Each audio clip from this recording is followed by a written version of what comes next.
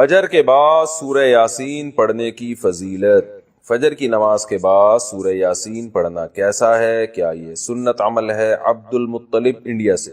مسند دارمی کی حدیث ہے کہ نبی صلی اللہ علیہ وسلم نے فرمایا جس نے صبح سورہ یاسین کی تلاوت کی تو اللہ تعالیٰ اس کے اس طرح کے الفاظ ہیں کہ اس کے سارے کام پورے ہو جائیں گے، لیکن یہ حدیث سند کے لحاظ سے بہت زیادہ ضعیف ہے۔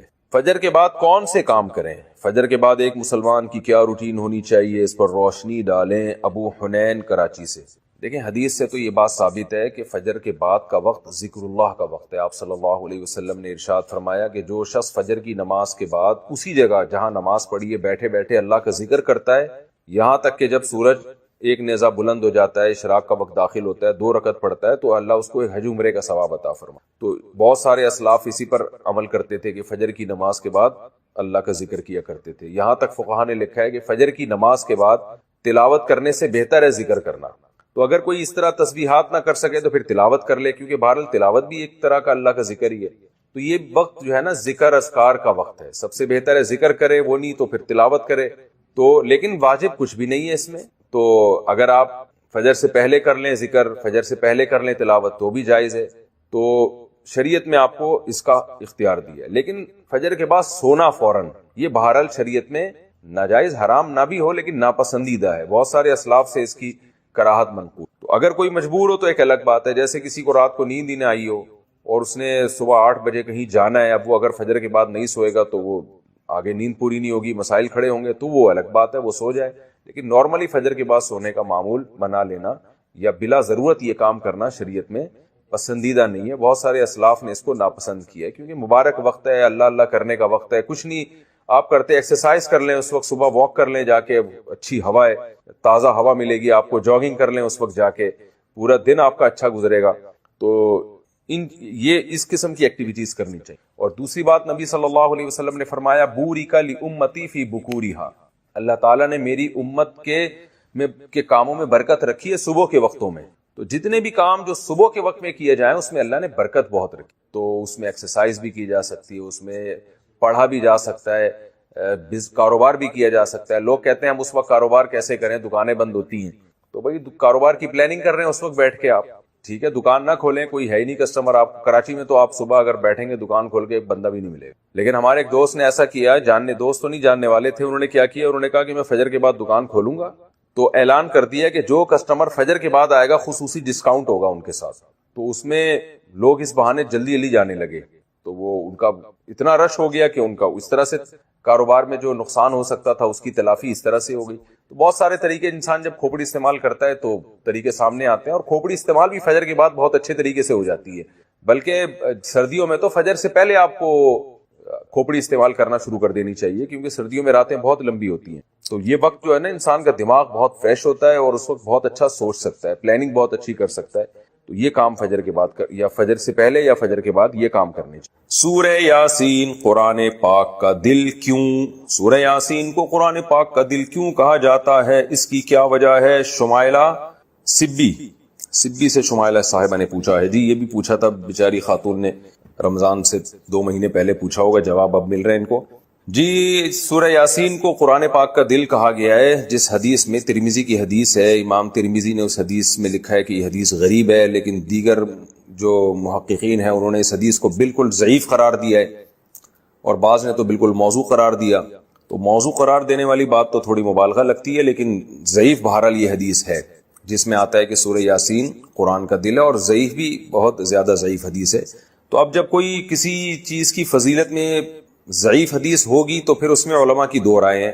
بعض علماء کہتے ہیں کہ اس سے کوئی شرعی مسئلہ تو ثابت ہو نہیں رہا، لہذا اس حدیث کو بیان کرنے میں کوئی حرج نہیں ہے، فضائل میں ضعیف حدیث بیان کی جا سکتی ہے۔ اور بعض علماء کا موقف ہے کہ نہیں بھائی، فضائل کے باب میں بھی احتیاط کرتے ہیں کہ جی حدیث صحیح ہی ہونی چاہیے۔ تو اس میں ہمارے ہاں نا غلو بہت ہے۔ بعض لوگ کیا کہتے ہیں، کسی نے سورہ یاسین کی فضیلت میں ضعیف حدیث سنا دی تو بعض لوگ ان کے خلاف کلپ بنا کے ڈال دیتے ہیں، یہ دیکھو ان کو تو پتہ ہی نہیں حدیث ضعیف ہے اور نبی پر بہتان باندھ رہے ہیں، اور دیکھو ان کے پاس علم نہیں ہے۔ تو یہ بھی جہالت کی بات ہے، ضعیف حدیث اور موضوع میں فرق ہوتا ہے۔ تو اور بعض کیا کرتے ہیں، ان کا معیار ایسا ہوتا ہے، اتنا گر جاتا ہے کہ ان کو صحیح حدیث سے پتہ نہیں کچھ چڑ سی ہو جاتی ہے، وہ کبھی کسی موضوع پر التزام ہی نہیں کرتے کہ ہم صحیح حدیث پیش کر دیں لوگوں کے سامنے اس بارے میں. صحیح احادیث بھی ہوتی ہیں اس موضوع سے متعلق. تو اس لیے اعتدال کی رائے یہی ہے کہ آپ کا جو موقف ہے آپ وہ بیان کر دیں اور دوسرے پہ طنز نہ کریں آپ. تو ہماری رائے یہی ہے کہ جب ہمارے پاس صحیح احادیث سے اتنی چیزوں کی فضیلتیں ثابت ہیں تو ہمیں ضعیف کی طرف جانے کی ضرورت نہیں ہے. تو میرا تو طریقہ یہی رہا ہے کہ بھئی جب سورہ یاسین کے بارے میں جو یہ حدیث ہے کہ قرآن پاک کا دل ہے، یہ صحیح حدیث نہیں ہے، تو میرا موقف یہی ہے کہ اس میں احتیاط کی جائے، نہ بیان کی جائے وہ حدیث. لیکن اگر کوئی عالم یہ حدیث بیان کرتے ہیں ممبر پہ سورہ یاسین کی فضیلت میں، تو ان پہ طنز نہیں کیا جا سکتا، کیونکہ کوئی شرعی مسئلہ نہیں بیان کیا جا رہا. کیونکہ سورہ یاسین کا مضمون بہرحال اتنا جاندار، اتنا شاندار ہے کہ اس ضعیف روایت کی تائید اس سے بہرحال ہوتی ہے کہ اس کے مضمون کو جب آپ دیکھتے ہیں تو لگتا ہے کہ یہ واقعی قرآن پاک کا دل ہے. اولم یر الانسان انا خلقناہ من نطفۃ فاذا هو خصیم مبین. نبی کے پاس ایک شخص جو ہے نا قبر کی بوسیدہ ہڈی لے کر آیا اور کہنے لگا اس میں جان کون ڈالے گا. سورہ یاسین میں اللہ نے آخری رکوع نازل کیا کہ یہ انسان جو آپ کے پاس ہڈی لے کر آیا ہے یہ دیکھتا نہیں ہے، ہم نے اس کو منی کے قطرے سے بنایا، اور آج یہ ہم پہ اعتراض کر رہا ہے کہ اس بوسیدہ ہڈی میں کون جان ڈالے گا. قل یحییھا الذی انشأھا اول مرہ. آپ اس سے کہتے ہیں وہی جس نے اس ہڈی کو پہلی دفعہ بنایا نا، اسی ہڈی سے پوچھئے، بتائے گی جس نے مجھے پہلی دفعہ بنایا ہے وہ مجھے دوبارہ بھی بنا سکتا ہے. تو ایسے جاندار مضامین ہے سورہ یاسین کے، تو اس لحاظ سے اس کو دل کہہ دینے میں کوئی حرج نہیں ہے. لیکن بہرحال اس بارے میں جو روایت ہے وہ کافی ضعیف روایت ہے. تو ہمارا طرز یہ ہے کہ جو صحیح احادیث ہیں، جیسے عبداللہ ابن عباس رضی اللہ عنہ سے ایک اثر منقول ہے سورہ یاسین کی فضیلت میں، صبح و شام پڑھنا چاہیے سورہ یاسین کو. تو ایسے صحیح روایات کا اگر ہم التزام کریں تو یہ زیادہ بہتر ہے. پھر کبھی انشاءاللہ میں سورہ یاسین کی کوئی فضیلت اگر صحیح حدیث میں وارد ہوئی ہے تو اس پہ الگ سے انشاءاللہ میں کلپ ریکارڈ کروا دوں گا. عام طور پر جو صورتوں کے الگ الگ فضائل کے بارے میں جو احادیث ہیں نا وہ ضعیف ہی ہوتی ہیں. عام طور پر صورتوں کے الگ الگ جو فضائل ہوتے ہیں نا، فلاں صورت کی یہ فضیلت، فلاں صورت کی، عام طور پر قاعدہ کلیہ نہیں ہے. بعض صورتوں کی فضیلت پر جیسے سورہ اخلاص کے بارے میں آتا ہے 3 دفعہ سورہ اخلاص پڑھنا 1/3 قرآن ایک قرآن کے برابر ہے، تو یہ تو صحیح حدیث سے ثابت ہے. لیکن عام طور پر جو صورتوں کی الگ الگ فضیلت کے فلاں ٹائم پہ پڑھنے میں یہ، فلاں ٹائم پہ پڑھنے میں، تو عموماً اس بارے میں روایات اکثر ضعیف ہوتی ہیں. اگلی حدیث ہے 7558. حدثنا احمد بن اشکاب قال حدثنا محمد بن فضیل عن عمارة بن القعقاع عن ابی زرعة عن ابی هریرة رضی اللہ عنہ قال قال النبی صلی اللہ علیہ وسلم کلمتان حبیبتان الی الرحمن خفیفتان علی اللسان ثقیلتان فی المیزان سبحان اللہ وبحمدہ سبحان اللہ العظیم. حدیث کے جو الفاظ ہیں یہ بھی بڑے مزیدار ہیں، پڑھنے میں بہت مزہ آتا ہے ان الفاظ. نبی صلی اللہ حضرت ابو ہریرہ رضی اللہ عنہ سے روایت ہے، رسول اللہ صلی اللہ علیہ وسلم نے فرمایا 2 کلمات ایسے ہیں حبیبتان الی الرحمن، جو رحمان کو بہت زیادہ محبوب. آپ کو پتہ ہے فعیل بمعنی مفعول کثرت سے آتا ہے عربی میں، تو یہاں حبیب بمعنی کیا ہے؟ محبوب. اللہ کو بہت محبوب ہے. خفیفتان علی اللسان، زبان پر بہت ہلکے ہیں. ثقیلتان فی المیزان، ترازو میں قیامت کے دن بہت بھاری ہے. دیکھو کسی عمل کو کرنے کے لیے موٹیویشن چاہیے نا. ہمیں کوئی عمل ہم کرنا چاہتے ہیں تو ہمیں کہیں سے موٹیویشن ملتی ہے تو ہم اس عمل کو کر لیتے ہیں. تو موٹیویشن کے لیے 3 چیزیں ہوتی ہیں جس سے آپ کو اس عمل کے کرنے کی ترغیب ملتی ہے. ایک چیز یہ ہوتی ہے کہ کوئی شخص آپ کو آپ کے کہتا ہے کہ یہ عمل کر لو، اس سے تمہارا محبوب خوش ہو جائے گا، تو ایک دم ہمیں حوصلہ ملتا ہے کہ ہم یہ عمل آپ لوگ کر لیں، کوئی چاہے مشکل عمل ہی کیوں نہ ہو. لیکن بھائی جس سے ہمیں محبت ہے یہ عمل کرنے سے ہمارا محبوب خوش ہو جائے گا، اس سے بڑا حوصلہ ملتا ہے. محبوب کو جو کام محبوب ہو اس کو کرنے کا دل چاہتا ہے یا نہیں چاہتا؟ چاہتا ہے. بعض دفعہ اس سے انسان کو موٹیویشن ملتی ہے، حوصلہ ملتا ہے. بھائی یہ تمہارے محبوب کو اس سے محبت تو نہیں ہے، لیکن اس کے کرنے سے تمہیں فائدے بہت حاصل ہوں گے. آپ کوئی کام کرتے ہیں جس پہ آپ کو پیسے بہت مل رہے ہوں، بڑی مشکل جابس آتی ہیں، لیکن لوگ اس لیے کر لیتے ہیں کہ اس میں تنخواہ بہت زیادہ ہے، پیسے بہت زیادہ ملیں گے، مشکل جابس بھی کر لیتے ہیں لوگ. اس سے بھی انسان کو موٹیویشن ملتی ہے. اور رکاوٹ کیا چیز ہوتی ہے کہ وہ عمل مشکل بہت ہے. تو یہ رکاوٹ بھی اگر دور کر دی جائے تو پھر اس عمل سے کوئی چیز رکاوٹ بنتی ہے؟ یقیناً نہیں بنتی.